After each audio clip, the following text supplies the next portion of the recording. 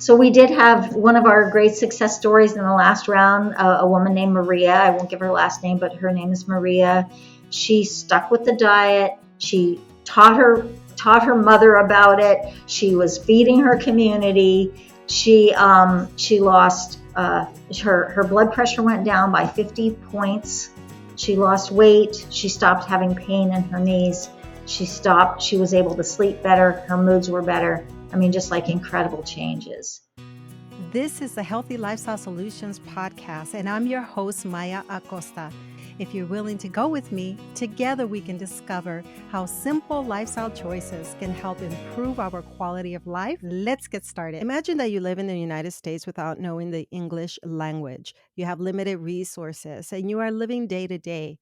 You may have health issues, or you may be at risk for developing diabetes or heart disease. Perhaps you do not have access to health care. What do?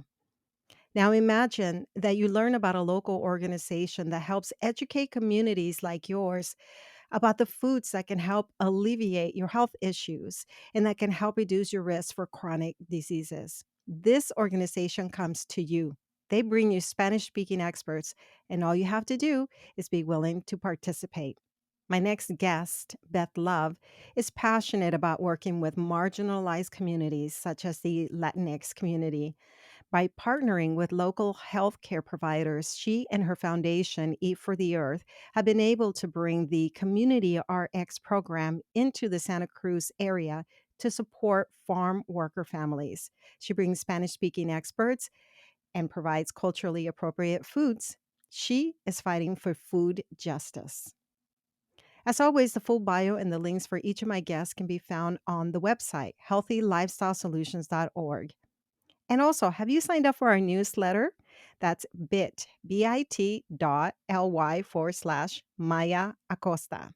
And I also, in the newsletter, send out information about my podcast guests, along with recipes and other programs that you might be interested in. Let's meet Beth Love. Thank you so much, Maya. It's always a pleasure to connect with you. And so I thought maybe we could start a little bit by talking about your story, whatever you'd like to share. I know you've been on before, and we can always add a link to the show notes so people can revisit.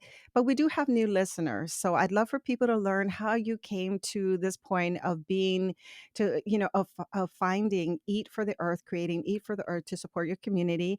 And then we can talk about all the other stuff that has happened since the last time that we spoke. Wonderful. Sounds so great, Maya. Thank you so much. Yes. So I've been on a plant-based diet for quite a long time. I was really aware that such diets are the best diet for human health, the best for the earth, the best for the animals, and the best for the cause of a well-fed world, a world in which everybody can eat. But it wasn't my primary passion in life, and certainly wasn't what I did for my living. It wasn't my calling.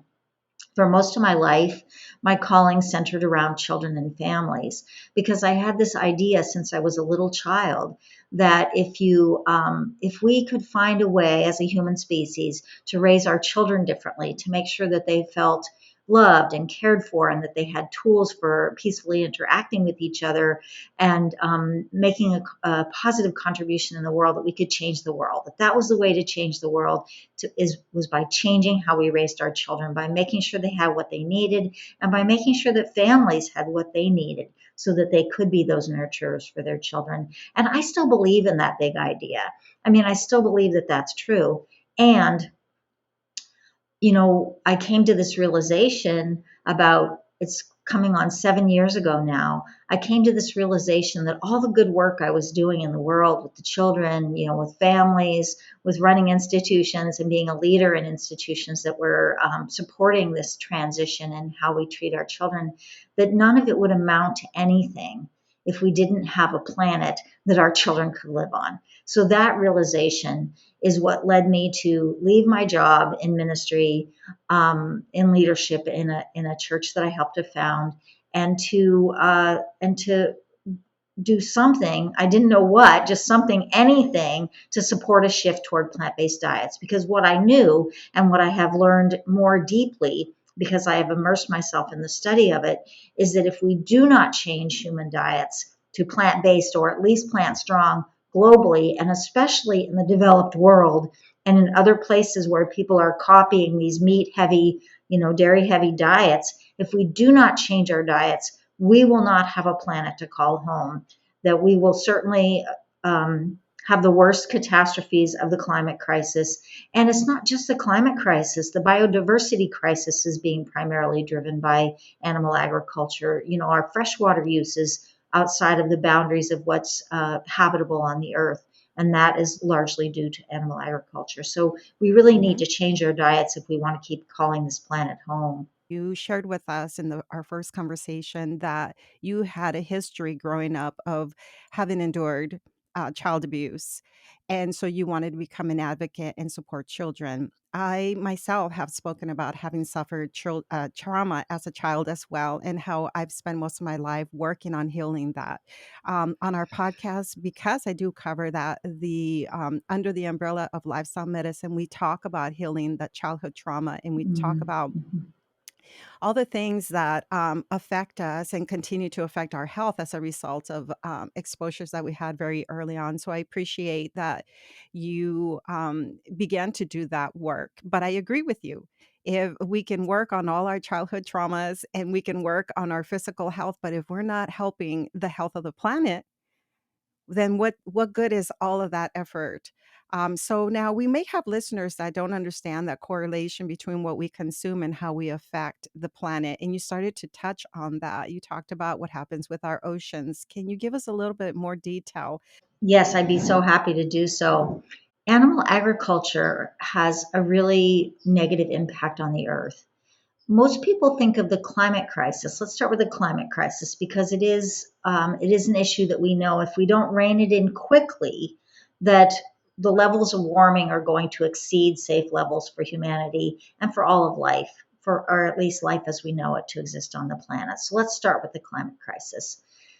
Most people think that the transportation, the fuels, the energy, that these are the primary culprits in warming the earth. And there's a lot of thinking that, at the beginning of the Industrial Revolution, we started burning these fossil fuels, we started digging these fossil fuels out of the ground, and that caused the earth to start warming. Well, the warming actually started about 10,000 years ago when humans started domesticating animals and clearing land to raise their animals, and clearing land for other purposes as well, for feed for animals and also for cities and things. But by clearing those forests, we released all this carbon dioxide into the atmosphere, and we also stopped sequestering it in the forests. And then when we added animals, they're adding more greenhouse gases, the methane associated with the ruminant animals, the sheep, the goats, the cows, the buffalo, whatever those ruminant animals are. So we started warming the earth a lot longer ago than, the invention of the internal combustion engine. And that warming trend, according to Dr. Silas Rao, a colleague and friend of mine, that actually averted us going into another ice age. So in some ways it was adaptive, it was helpful because we started warming the earth.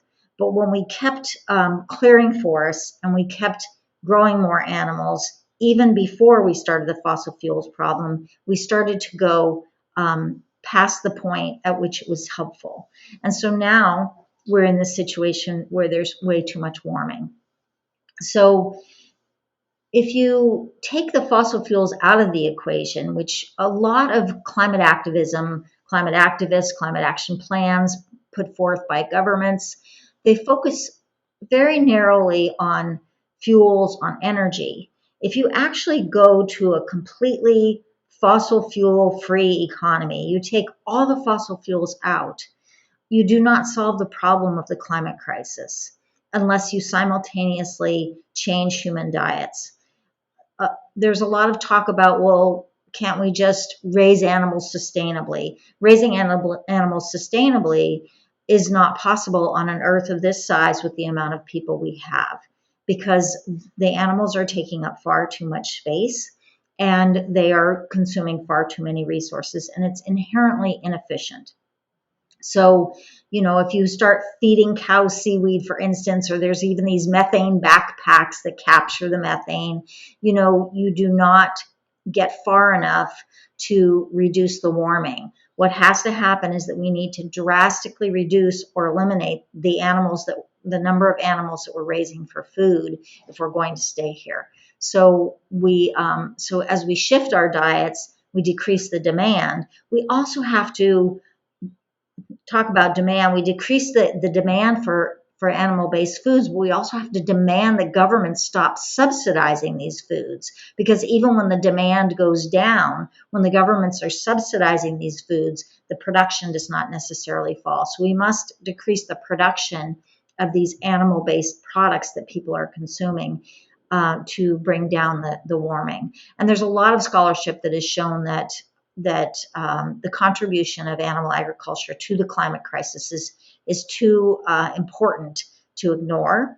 One of the reasons for this is that the emissions associated with animal agriculture, like methane from ruminant animals, like nitrous oxide, that is primarily, it comes from manure, but it also comes from the nitrogen that's applied to the fields that are growing the food for the animals. Black carbon or black soot, which comes from burning rainforests to produce beef primarily, or soybeans to feed to pigs. Those greenhouse gases are many, many more times more potent in their warming effect than carbon dioxide. And they also come out of the atmosphere faster. That's the good news. So as we reduce the amount of animals that we're raising for food, we're more quickly bringing down the warming. I like to use this sad story that I still drive a gas powered car, and that the gas from my car, the carbon dioxide emissions from my car, when I drive today, if I drive today, they're still going to be here in thousands of years, hundreds and thousands of years, and some small portion is still going to be in the atmosphere in 10,000 years. So even if we stopped all fossil fuel use right now, the warming from the gases that is already in the atmosphere is going to continue. We must bring down the short-lived, the methane, the nitrous oxide, the black soot, primarily associated with animal agriculture. That's just the climate. Yes, thank you for sharing that. And I'm going to add also, so that we can add this in the show notes, that Glenn Mercer was on the show, who you also know. He wrote Food is Climate, and he went into detail about some of the things that you've covered, but also what we need to do to bring down that carbon that's already out there, like planting trees, for example. So I just also want to reiterate a couple of points that you made for our listener. And one of them was that we're raised to consume animals. That's sort of how most of us have been raised, is that we see food, whether it's poultry, fish, animal-based meats, we're indirectly, without knowing, contributing to these climate issues that we're now facing because of what is on our plate. You also explain subsidizing, which I sometimes feel that some people still don't understand why it's less expensive to buy a hamburger at a fast food restaurant as opposed to having a healthy salad, because of the subsidizing of some of these food products. So it's the way, like, the system is designed to support the animal agriculture industry. And so I feel that it's so empowering for us to understand how all of that works, so that then we can take control and know how the system is kind of moving us, not only to affect our planet, but also our physical health. And then the other thing I wanted to also mention that you touched on, kind of reiterate, is that there are many environmentalists who believe in what you were saying, that if we just not drive our vehicles as much, maybe use the bicycle or live in certain areas where things are more available, that we're somehow helping the planet. But from what you're explaining is that, food is the biggest way that we can create this change. And so Eat for the Earth helps support people, helps educate people on how to make this change. I love what you're saying. Every time I speak with you, Beth, you educate me about the planet. When I think of you, I think of the Earth, because you're such a wonderful representation for what we can do to support our planet. And so I'm learning. I came to this way of life through nutrition first, and then I learned about the animals, and then I learned about the planet. So I'm a student as well of all of this information, which is why I like having this conversation with you. But yes, I didn't want to interrupt any thoughts that you had, but I also wanted to kind of talk about how you started your organization in 2019 to support your community, to basically help educate at a local level what you're sharing with us.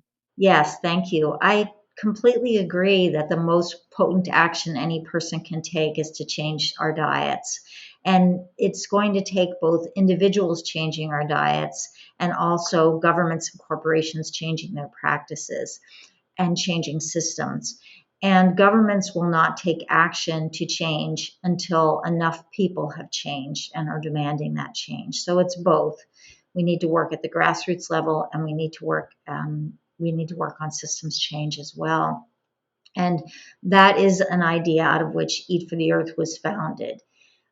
How can we educate individuals so that they know this thing that is so hidden? As you mentioned, the norm, carnism, right? The idea that Melanie Joy put forth, that eating meat is natural, normal, and necessary. And I would add that it's not just about meat, dairy, fish, and eggs, natural, normal, and necessary. Well, none of those are true. But that's the environment into which we're born. That's the environment into which those little children that I've worked with my whole life have been born. And so we think we have to have it and that it's just the way it is, even though inside we all know that it's wrong. There's nobody that I know that would hurt a living being for their pleasure, but that's what people are doing everywhere, every day, 3 times a day often. But it's hidden because of carnism. It's hidden behind this ideology that this is the way it is. And then it's supported by industry. And there's, sometimes I call it the unholy trifecta of industry, government, and the medical system, because they're all propping up this unholy idea that we need to eat these animal products to be healthy, when the opposite is true. It's like doublespeak in Orwell's famous book 1984, right? We're being told that we need these things and that we'll be sick. You hear these things about the vegan diets, as long as they're properly planned. Well, nobody says properly plan a standard American diet. We are not eating, as people who eat plant-based, we're not eating the deficient diet. The deficient diet is the one that is being promoted as the healthy diet.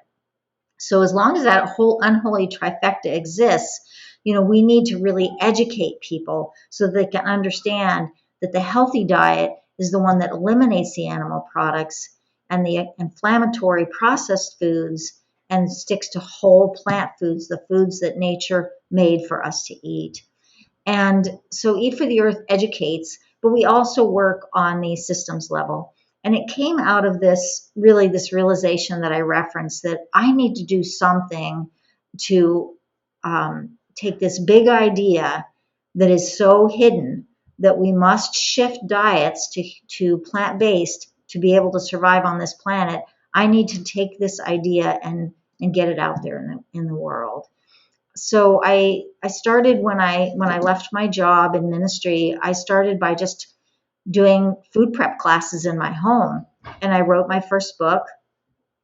For years people have been telling me, open a restaurant, write a book, do something, because the people loved my food, right? And that's good. Food is always a good doorway, right? Like you give people a really tasty, wholesome, healthy, plant-based meal, and that really helps to open people's minds to the possibility that they could eat that way without suffering, right? And so I started just teaching people classes and starting programs and things like that. And ultimately, after about 2 years, I felt like I had a handful of people who'd gone all the way plant-based, and then another few dozen or something that had changed their diet significantly. And I just felt like I'm not making enough progress here. And that's when I started talking to people, asking what could be done, and formulated this idea for Eat for the Earth, which is really about acting locally and participating globally. So making changes to our local community one of Eat for the Earth's primary goals is to have Santa Cruz County be a model of sustainable eating. And sustainable eating means plant-based or plant-rich. And then the other goal is to contribute to the broader global movement. And we've really been able to do both. We've been able to make some impact locally and also make some impact in the larger global movement, lend support to it, and be a voice in it. I like that you're in California, and this is interesting. Recently, I was looking at the statistics for my podcast because my husband asked me, he's like, "Where is your largest group of listeners in the country?" And so I said, Dallas, of course, because I'm local or whatever. Well, guess what city or even what state is the number one listener of this podcast? California? Yes, California. And more specifically, Los Angeles. And Oh, so I was interested in that, and I started this conversation with my husband about why is that? Well, I think it's because in California people are a little bit more aware, a little bit more advanced, I think, in terms of how we're affecting just all these other issues, health issues, global issues. But then you also see people more interested in the alternative health and then supporting local farmers and producing, having more organic foods in their diet and all of that. So I thought I'd share that with you. Tell us about how you started your foundation. You sort of already shared with us a little bit about you started in 2019. Can you give us a little more details of that, like the collaborations that took place to create Eat for the Earth? okay. Yes. So I had built a little bit of a list when I was in my kind of exploration phase. So I had built a little bit of a list for my business, Taste Like Love, which is focused on supporting people to learn how to make tasty, healthy, environmentally sustainable, whole plant-based foods. And so I had built a little bit of a list, and I had done that through, as you said, Nextdoor, um, through a meetup, and also by becoming a Plant Pure pod. We did get a few people come in through the Plant Pure network, not too many, and also by utilizing my friend circle, right? Reaching out to people in my community. So I built a little bit of a list, a little bit of a following. And when the idea for Eat for the Earth was born, I decided to do a launch and decided it would be a free dinner party with a presentation at which I would tell people about the environmental impact of our dietary choices, let them know about Eat for the Earth, the vision for Eat for the Earth, and invite them into leadership, invite them to volunteer, invite them to become part of the movement. I I promoted the event through all of these different channels. I had talked to a lot of local people as well, some of my friends, and they were definitely supportive. But so we did this launch, and on January 19th, 2019, and I had pretty slow signups at first. So the day before, I think I had 18 people sign up. But within the next 24 hours, it blew up. It was over 60 people on the list. The venue was my house, and I was making a dinner. So I made a dinner. We had, most of the people showed up. We had standing room only.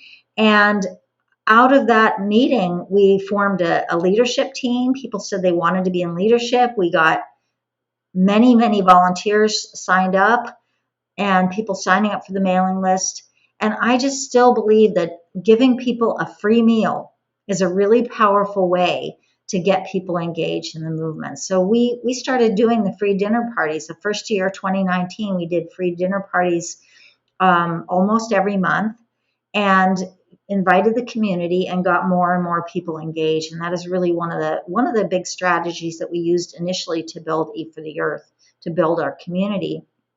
The second really powerful strategy was to table at community events, and again, to bring the food, to bring nice food samples, really tasty stuff, very healthy. We don't go out and buy the processed,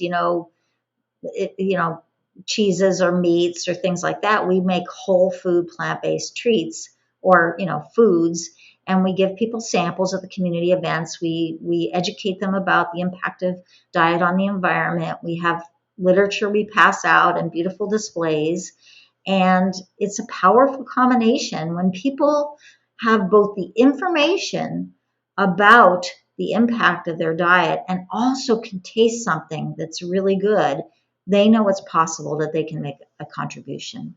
This is great. These are good tools. And I wanted you to mention the resources once again, just because we may have people that might be interested in being a pod leader, or we may have pod leaders right now listening that perhaps have lost that motivation and the drive, or kind of feel lost. A lot of us are kind of coming out of this. We're not fully out of the pandemic, but we're coming out of 2 or 3 years of being immobile and trying to figure out how can we continue to collaborate or even build a sense of community. In terms of collaborations, one of our most powerful collaborations has been with a local environmental activist group, the Santa Cruz Climate Action Network.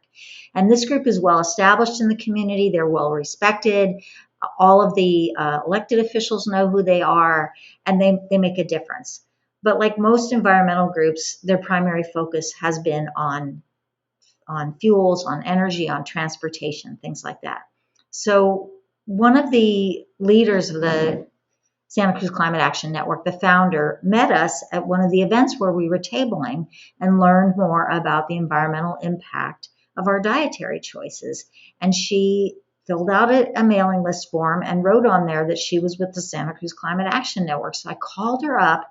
We had this great conversation. She invited me to join their planning team. So now I'm on this planning team that really cares about the environment, cares about the same thing that I care about, wants our children and their children after them to have a habitable earth, and is missing this expertise in this area that I can bring. So that's been a powerful collaboration because I'm there at the table all the time with them, not all the time, but I'm part of that. And so I can continue to bring this information, and in any activity that they're invited into, that the food aspect can be integrated. And so now the founder of that group, Pauline Seals, the leader, and then all the several other people on the leadership team are now also advocating, whether they're eating plant-based or not. Some are, some aren't. They're eating plant-rich, they're eating primarily plants, and they're out there advocating I don't have to be in every meeting with every government official for somebody to bring the issue of diet to the table. So that's been a really powerful collaboration. We also did our restaurant campaign, and that was a collaboration with local restaurants where we had a volunteer who headed up the campaign, and she went and talked to local restaurants, and she encouraged them to add more plant-based items to their menus. And we had dinner parties at each of the restaurants that was participating, and we promote them on our website. Here's some restaurants that are serving some healthy, sustainable menu options. So that's another collaboration. We have had less success with our collaboration with the Board of Supervisors, but we have had some success, and it just takes a lot of work. One of the things that happened was our County Board of Supervisors endorsed a statewide measure that will bring more plant-based options to children in schools in California. So that was a small win we had there. But getting known in the community, being out there, talking to people is huge. And tell us about Community RX and what does that entail? We just got funding from the County of Santa Cruz and the City of Santa Cruz to run Community RX. We did a pilot in May. We did a pilot in May where it was the first time that Community RX, a program of Plant Pure Communities, had ever been offered in Spanish. So that was our first, it was the first time ever offered in Spanish. And what Community RX is a short immersion in a plant-based diet and education program. So it's 10 days of eating whole food, plant-based, oil-free, and 10 days of online education from Plant Pure Communities. And we added some local educational events in person and online to add more to it and to build a sense of community with our participants. We partnered with local healthcare providers. Our particular focus was the members of our community who are most marginalized, or the populations, let me put it that way, the populations within our community that are most marginalized and that are most disadvantaged when it comes to diets. So in our community, in our county, the Latinx community, like in many places, has less access to grocery stores, less access to healthy food, more heavily marketed to by the fast food industry, higher rates of diabetes, higher rates of obesity, and higher rates of other chronic conditions caused by diet and that can be prevented by diet and in many cases healed by diet. So that was the community we reached out to. We have a lot of farm workers in our community. We have many people for whom Spanish is their only language, or they may have Spanish and an indigenous language, but they are not fluent in English. So for us, it was not responsible to do community RX in our county unless we could offer it in Spanish as well as English. We asked Plant Pure Communities if they would translate the program. They said they would, and that made it a go for us.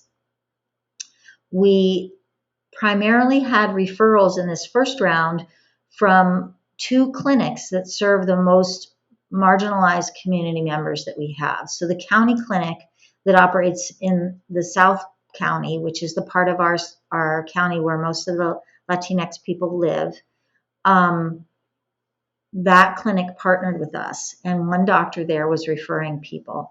And the clinic serves 50% of its clients do not have documentation to live in the country legally, and on the other 50% are on Medi-Cal, which is our version of Medicare. So they're very, very low income. And then the other clinic, most of their clients are also on Medi-Cal, and that clinic is a nonprofit clinic. So that's how we got our participants. We learned a lot. It was there was more learning than there was impact in the community, but we are ready to launch. We will be ready to launch another round and make it much more powerful and really impact the community. And we were able to secure funding. The County of Santa Cruz and City of Santa Cruz are collaborating on a funding source that goes to community agencies that are increasing the health and well-being of our community and addressing community needs. And we were able to secure about $88,000 a year for the next 3 years to do this program. Yes, congratulations. That was my next question about funding and then, of course, the curriculum. So, the Community RX program is organized and put together by Plant Pure Communities. But you yourself have to secure the funding. Is that what you're saying so that you can then run this? No, it's the Plant Pure Communities. In our case, they do provide a program, a standalone program that people can sign up for as individuals, or pods can partner with Plant Pure Communities and can use entirely their program. And I believe that I don't know that anybody's used entirely their program, but what we did was we made the program our own. We made it a fit for our community. In the next rounds that are coming up, we'll be doing even more adaptation to our community because of what we learned. So what's really solid that Plant Pure Communities has to offer, and what I'm so grateful for, is is the Spanish version, but they have a very solid online program that is in English and in Spanish. The Spanish version is different, but they're both very solid programs. And they also offer meal starters, which can be helpful, like a convenient packet that you can mix with your own fresh vegetables and can of beans or whatever. We're still gathering information, doing the evaluations before we plan for the next session. But some of our populations, we're going to be partnering with the Center for Farm Worker Families. Their families do not have access to the internet. Their families are all people who do not have documentation to work in the country legally. They will not come to an event that we put on because they are afraid that immigration will show up. So we're going to have to work with them differently. So it's going to be called Community RX Adapted or whatever, but it'll be a different program. But the idea is that we got funded to be able to provide education in plant-based diets to our community members, to work with people, to support them, to have the tools that they need, the information that they need, the support that they need, the encouragement that they need, the community they need to be able to try out a whole food plant-based diet, see the changes in their health, because there's comparison of their blood pressure, their cholesterol, their LDL, their weight. There's tests before and after, so they can see what it does. They can feel the changes in their body, and then we are here to support them to keep going if they choose to. Absolutely. Wow, incredible. And you're talking about taking biometrics before the immersion program and after? Yeah. So we did have one of our great success stories in the last round, a woman named Maria. I won't give her last name, but her name is Maria. She stuck with the diet. She taught her mother about it. She was feeding her community. She lost her blood pressure went down by 50 points. She lost weight. She stopped having pain in her knees. She was able to sleep better. Her moods were better. I mean, just like incredible changes. And we'll be tapping her for the mentorship, because we provide a mentor. And so we'll be tapping her to be a mentor in the next round. So it's really about building community. It's about supporting community to adopt these healthy diets. And we're because of our population, we got feedback that the meal starters are not appropriate for the population we're targeting. So we've been developing authentic Mexican food that is whole food, plant-based, oil-free, and it's been very well received. And we're tapping our community. Maria is going to help us. She made the best whole food, plant-based Mexican food for the last potluck. Oh my God, it was tacos al pastor. She made homemade tortillas, so good, not a drop of oil, no animal products, all whole plant foods. This is wonderful. You're touching on topics that I've become very passionate about when it comes to supporting not only women in health, but supporting really raising awareness about the disparities in healthcare and also food deserts. You mentioned people not having access to healthy food, so maybe food deserts or just not the knowledge of how certain foods affect our health. And then you're outreaching to people like the Latinx community, underserved populations, or people that are just kind of forgotten about or perhaps ignored. Who else would bring this information to these communities? So and then the other thing that you just talked about, which I also love, is the idea of providing foods that are culturally appropriate. So if we want people to eat healthier, we sort of have to understand what foods they actually like and then make healthier versions. So my mouth was watering as you were describing the tacos. And I know that you also, you yourself make these healthier versions like the tamales, for example, is something that you're working on as well. Yeah, yeah. My Yeah, that's so flan cool. recipe, my flan recipe was the big hit, but some of my other recipes went well too. But I heard that the flan, one person, a Mexican American who's on our board, said that was the best flan she ever had. It was made out of, cashews and dates, um, Wow. and not much else.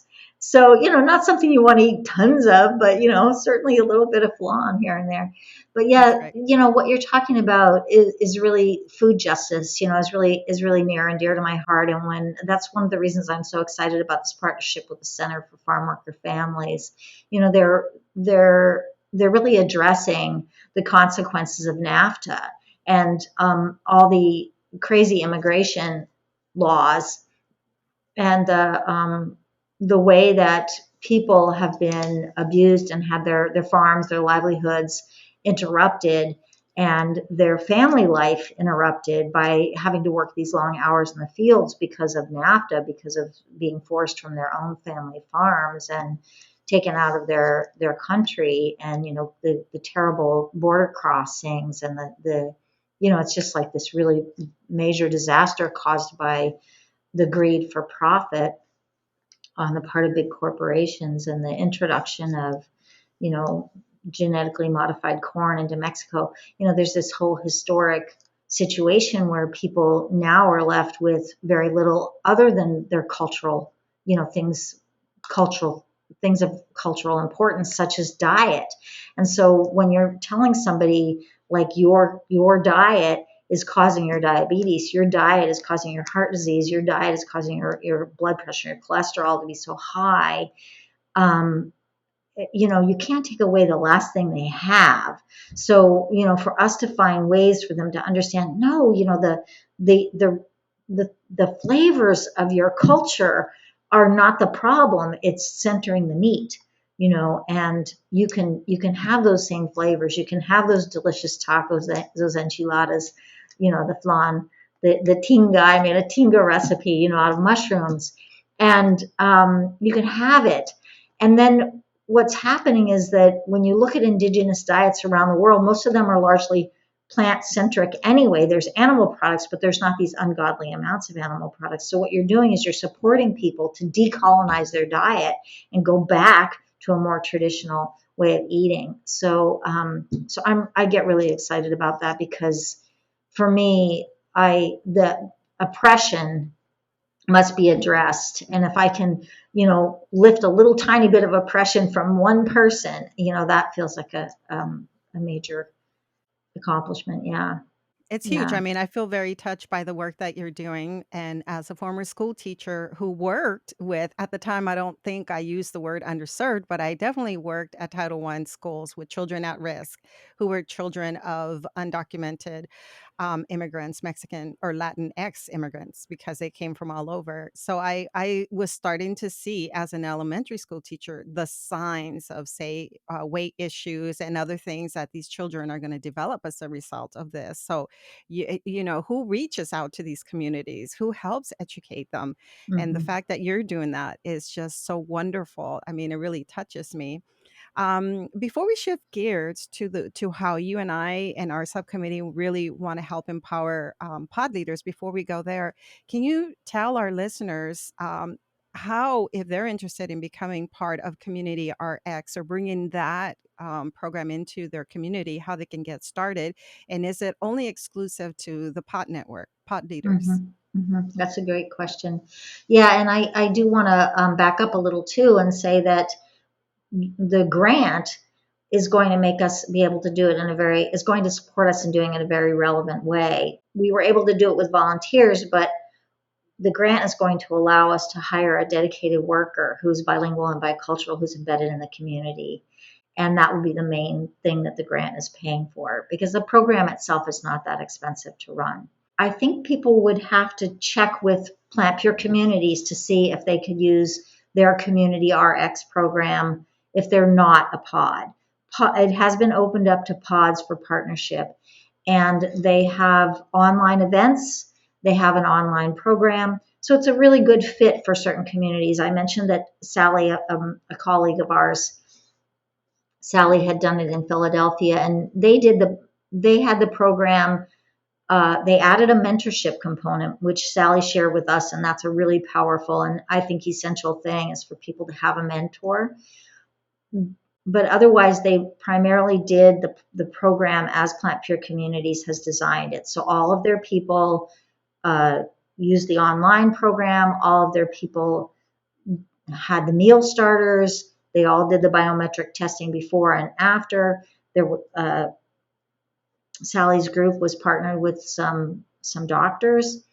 For our community, it hasn't been such a fit. There's value in the online. It's a really great online program, and there's value for those members of our community that can access it. So we've gotten really good feedback on that from those members, those participants that were able to access it, but we have a lot of people who can't. But if people want to learn more about this specific program, they could certainly check out Plant Pure Communities or talk to their local pod about it. And I want to say that there's many ways to support people to make this transition. So if a Community RX program isn't the right fit for you, then potentially partner with Veganuary or partner with Physicians Committee for Responsible Medicine. They have a 21-day app. Or Vegan Outreach, they have a 10 weeks to vegan program. And whatever you can do to encourage people to move toward it. Organizations or individuals who are taking leadership in their community can also create their own program. Maya, you referenced our 31 Days of Inspiration to Heal, which I did in collaboration with a couple of other women. And we brought in a lot of speakers in a 31-day period. We just brought in a lot of speakers and did workshops. and opened it up through a Facebook group. So there's, you can use a meetup group. There's many, many ways to get this message out and to encourage people to go whole food plant based. Yes, that's great. And I'm glad that you brought up the Physicians Committee for Responsible Medicine because I try to promote their 8-week series every time they run them. And my husband and I, Dr. Riz, we contribute when they ask us to. And so there's a 8-week course currently running, and I think we're going to be featured in July where we offer tips. But I love it because it really is a comprehensive program that they have from the beginning of why you want to have more plant-based foods in your life, and then how to navigate the grocery store, how to meal prep, what staples you want to have in your home. And so it just makes it very easy. So you're right, there are other programs, and thank you for mentioning that. So let's talk about being part of the pod advisory committee, which is sort of, it was organized, I want to say, in 2021 to help support pod leaders in general. And it seems like every time we have a meeting, I get like really excited about it. I love being part of it, and I'm excited about what we're going to do to support pod leaders who might have felt disconnected or who may feel, well, I'm no longer a leader. I don't meet with my group, therefore I'm not a leader. If you'd like to say anything about that or add to that, and then let's talk about by the time we release this episode, we will be headed towards August 27th, where we're creating an online course to support pod leaders. So you do have to be a leader to be part of this course. It's not open to everyone, but we're creating a series of classes to support people on August 27th, and then other things that are coming up in October. And then hopefully at the end of the year, we'll have our pod leader holiday party. So would you like to add to that? Sure. Yeah. Thank you, Maya. Yeah, it's been such an honor to serve as part of the Pod Advisory Council for Plant Pure Communities, and to meet phenomenal leaders like Maya and others as part of that.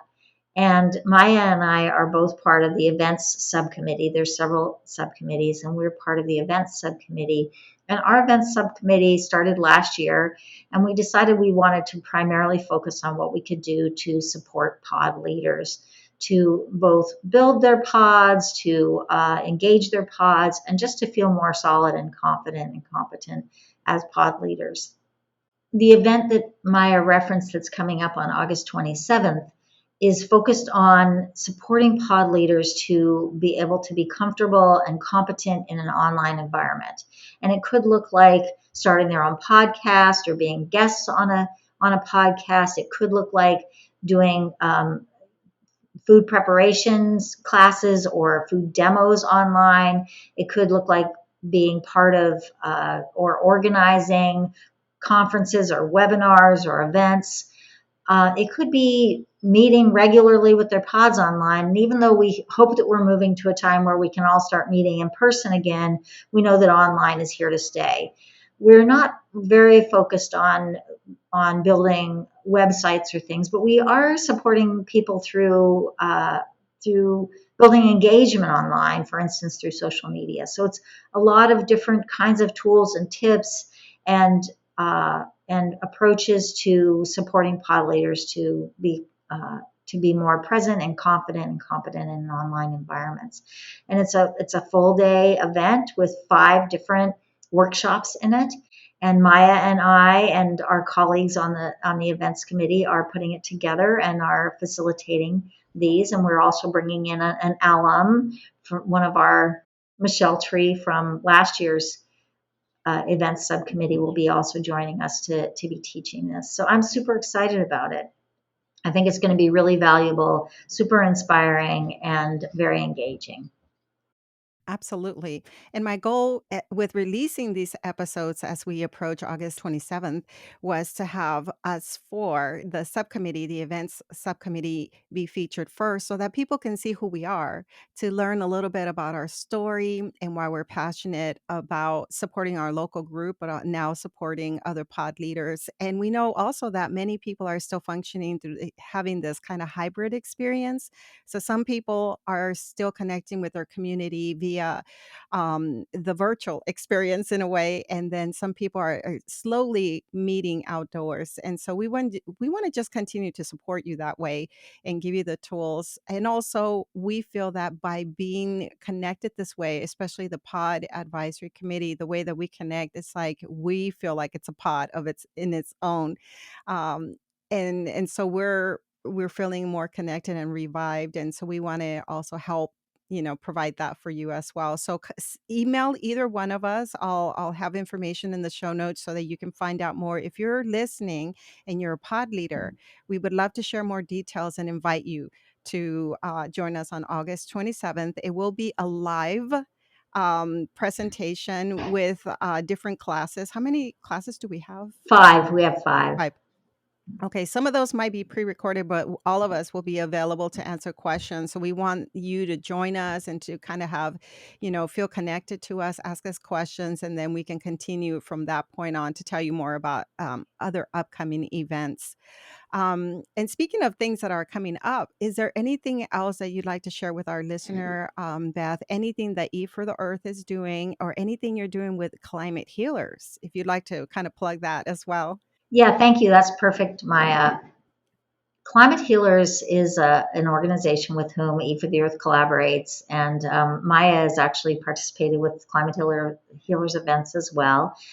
And the founder of Climate Healers is Dr. Silas Rao. Many people may have heard of him. And they have many audacious goals, and I'm so excited to be part of the Climate Healers community. The next upcoming event is it's called Vegan Convergence of the People. It used to be called Vegan 2026 Convergence or something like that, but it's called Vegan Convergence of the Peoples, and it will be on August 6th and 7th. And it's a free event, a low-cost event. You can get free tickets or you can pay a small fee to go. I forgot about that. But it's a weekend packed full of all kinds of opportunities for learning, for connection, for networking, for inspiration. I find it incredibly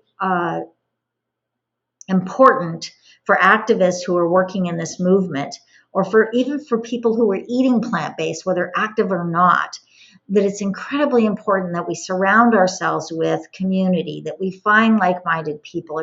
It's really countercultural to eat plant-based or vegan, and it's really super countercultural to eat whole food, plant-based, oil-free. So we need support, we need community. And so not like Climate Healers is whole food, like everybody there is whole food, plant-based,